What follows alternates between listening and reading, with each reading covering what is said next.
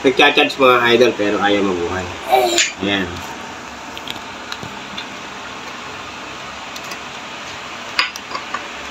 So kahit anong pindot dito, ayaw na niyang mabuhay.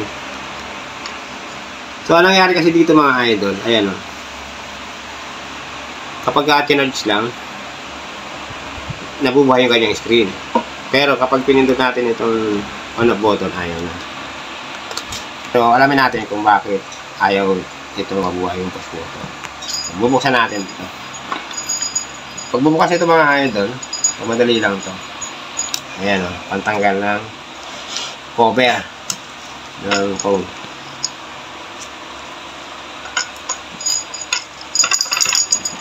Sabi kasi nung anak ko mga idol, hinugasan daw niya ng alcohol. Kasi nga, nag-iinit. Kasi naglalaro siya ng... Ano nilalaro mo na? Wala. Wala? Ako nilalaro dyan. Ah, wala. So, wala daw siyang nilalaro pero hinugasan niya. Kapag kayo ay magtatanggal pala ng cover mga idol, tatanggalin nyo muna yung SIM card. Baka masira or maputol yung lagayan ng SIM card. Ngayon, ayan o. So, dahan-dahan lang mga idol. Baka maputol naman yung flex. So, may flex yan. Ito yung fingerprint flex. Makakalisin muna natin dito. Ayan. So, tapos, lagay natin dito. Tapos, ito. So, tatanggalin natin yung cover. So, ayan yung cover mga idol. Lagay natin dito.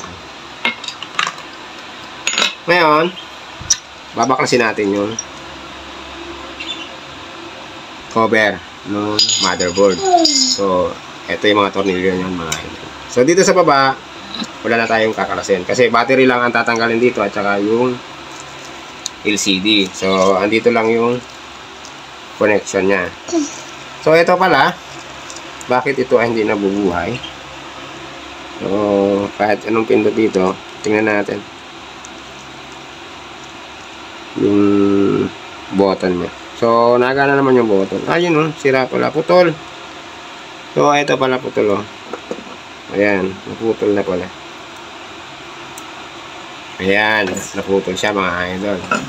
So, ang gagawin natin dyan, babaklasin muna natin yung mga screw. Tatanggalin natin yung cover ng motherboard. Motherboard.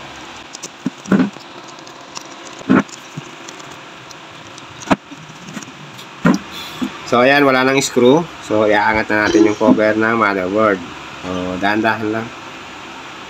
Mga idol. Tapos, ito yung on-off button. So, tatanggalin natin yung connection. Yung kapiraso mga idol, naputol. Tapos, ito yung kanyang on-off button. Yung kanyang pindutan. So, papalitan natin ito mga idol. Meron tayong pamalit dyan mga idol. Ito yung pamalit natin. Ito yung LCD na ipapalit ko dito. So ito yung on-off button. So ito mga idol. So dahan-dahan lang kayo dito. Baka naman ay ito ay maputol. Sobrang nipis kasi nito mga idol. So dito muna ito mga idol. Tapos kapag natanggalan natin yan mga idol, huwag natin kalimutan yung connection niya mga idol, tanggalin kasi masisira yan. So tatanggalin natin to, yung connection ng battery. Ayan o. Kapag kasi hinila lang natin yan, so mapuputol yan dyan. Masisira yung kanyang connection. Ayan o. Ayan, natanggal ko na yung battery. Tapos nakadikit yan mga idol yung flex ng LCD. So ito yung flex ng LCD. So ito lang yung kakalasin natin. Tanggalin natin yung tape. Ayan o. So, naka-tape lang yan. So kalahati lang mga idol ha. Huwag na rin yung isasaga dito. Kasi iba naman yung connection niya. So, tatanggalin natin yung pagka-connect niya. Ayan. Ayan. So, tapos, eto, kakalasin natin dito. Dito. Ayan. So, medyo kapit pa ng konti. Ayan. Tatanggalin natin ng dikit yung magkakabilang gilid. Papadaanan natin ng manipis na bagay or kahit yung kuko kung mahaba yung kuko ninyo. So, ito. Natanggal na natin. So, ito yung LCD. Ayan, yung LCD. So, ito yung ipapalit natin dyan mga idol na LCD. So, ito yung luma at ito yung bago. Kitang-kita nyo naman mga idol kung ano pinagkaiba ng luma at bago. Ito, siyempre, marumi na. Ito, malinis kasi nga bago. May mga plastic pa yan. So, in-order namin yan sa Lazada. So, mura lang yan mga idol. Nasa 500 plus lang yan. So, galing pa yan ng China. Ngayon, sa pagpapalit ito, tatanggalin natin yung plastic. Ano nito? Yung tape. Tapos, eto, yung flex. Paano yung pagkakalas natin sa luma. So, ipapasok lang natin doon. Ayan. So, ipapasok natin. Ayan. So, kakabitin natin ito dito. Sa kanyang connection. Ayan o. Yung kanyang connection. Ayan. So, madali lang yan mga idol. Kasi naman ay magkapareho lang or compatible naman yan kasi nga iisa lang naman ang itsura niyan. Ayan o. Ayan. Tapos etong flex na to, so ayusin nyo mga idol ng pagka dressing ang tawag namin doon pag kami ay nag-electrical dressing, pero ayusin natin dito kasi kapag naputol to mga idol, so masisira lang yung ating flex, so hindi gagana yung ating LCD. So, ibabalik natin ng maayos yung pagkakatape. Ayan. Tapos, eto.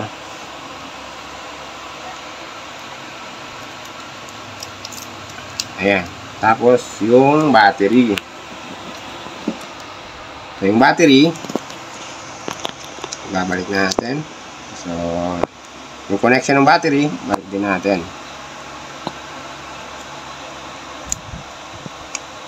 Ayan. So, ididiinin nyo ng gusto mga idol. Baka kasi kapag binalik natin yung cover, ay hindi masyadong nakashoot yung mga connector nya. So, magkakaroon ng loose, connection. So, ididiin natin ng gusto. Ngayon, ibalik na natin yung battery at napalitan na natin ng bagong LCD. Ang gagawin natin ngayon mga idol, yung bago nating biniling on-off switch. So, ikakabit lang natin ito dito sa pinagbaklasan natin ng on-off switch. Ayan. So, ganyan. Kailangan natin ng pandikit pagka ganyan. So, meron akong biniling pandikit dito. So, lahat naka-prepare na yan mga idol. So, mura lang to mga idol. So, lahat galing sa Shopee at Lazada. Ngayon, lalagyan natin ang pandikit ito. Para hindi makakalas. So, manipis lang mga idol. Ayan o. Para madaling makalas ulit kapag papalitan natin. Ayan.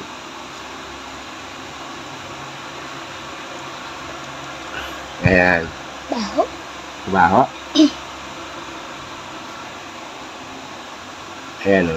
So, kailangan dapat na lapat siya. Kasi kapag binalik natin yung cover, ay hindi siya mamimisalign. So, subukan natin buhay na muna mga idol.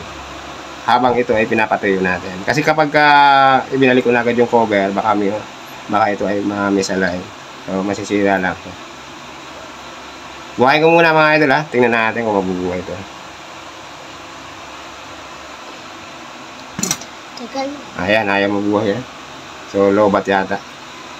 So, i-charge ko muna mga idol. Ayun. Nung kinarge ko siya mga idol. So, nabuhay na siya. Mayroon na siyang battery. Side, ayun. Kidlat. Ayan. So, nakagana na siya mga idol. Ayan, So, lobat pala mga idol. Makita nyo naman. Buhay natin mga idol. Tingnan natin. Oh. Ayan. 7%. So, ayan. Nabuhay na mga idol. So, ito. Mga idol. Bago ko ibalik ulit yung cover nitong cellphone. So, ibabalik ko na muna yung yung cover ng motherboard. Okay.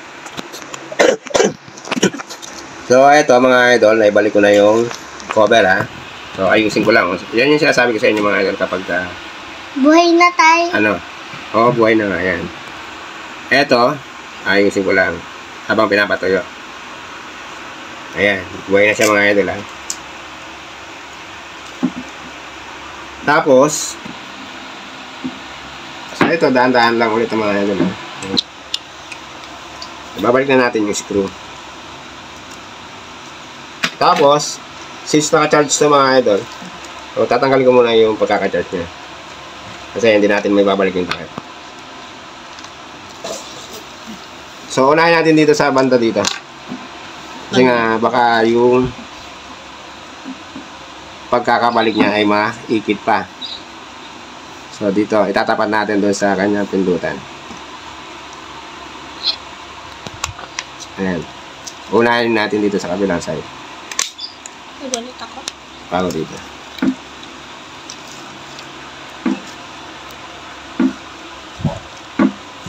Ayan. Sakta na natin pa. Tapos, i-charge muna natin mga idol. Ayan, pinatay ko mga idol Ayan, buhay ko na. Ayan, nabuhay. Tapos yung kanyang volume. Ayan, yung kanyang volume. Down. Up. Tapos, eto, bago natin makalimutan mga idol. Lalagyan natin ang dikit ko. Yung kanyang LCD. So, ito yung kanyang pandikit.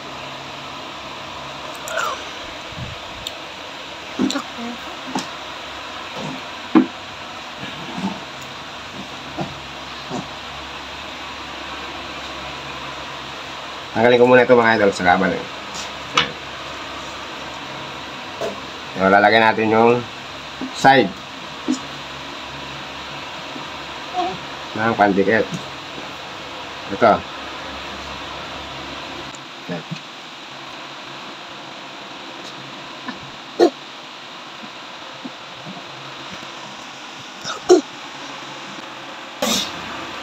So, ito mga idol, nabibili naman to sa Lazada. So, isa-search nyo lang B700 or 7,000. Lalabas na dyan yung mga pandikit sa mga cellphone. Ngayon, ibabalik ko na to. Ayan.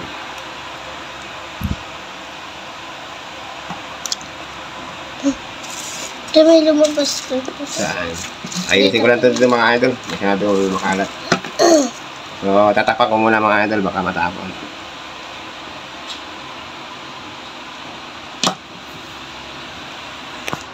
Ayan. Tutuyin na natin siya mga idol. Naka-screenshot ka. Mapipindot yung ano.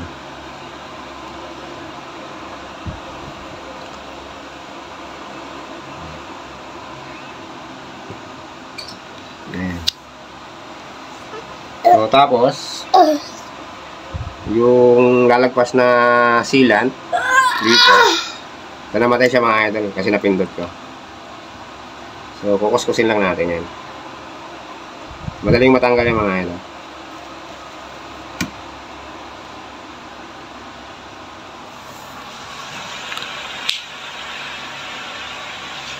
So, ito mga idol, yung pinalitan ko ng on-off button switch, at saka yung LCD. Saka nilagyan ko na rin siyempre ng pandikit. Yung pandikit niya, ulitin ko, di 7,000.